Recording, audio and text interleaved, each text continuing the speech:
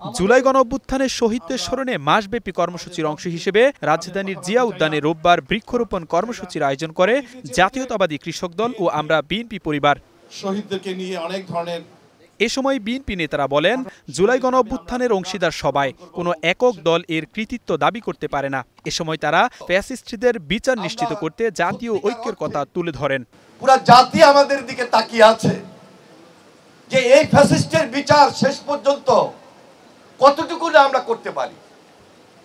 আমাদের এই আবেগের স্থল থেকে জোরালো উচ্চারণ, হাসিনার বিচার সবার আগে আমরা চাই এবং করতে হবেই।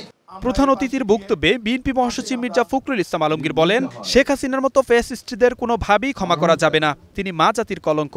হাসিনাকে কোনোদিন ক্ষমা করা যাবে না। হাসিনা হচ্ছে মানব জাতির একটা কলঙ্ক।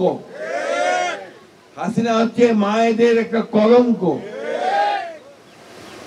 আমাদেরকে প্রথম কাজ হবে এদের বিচার করা। এ সময় তিনি রাজনীতিতে ভিন্ন মতের সহাবস্থানের কথা তুলে ধরে বলেন, সবাইকে নিয়েই বিএনপি একটি সত্যিকার গণতান্ত্রিক রাষ্ট্র গড়ে তুলতে চায়।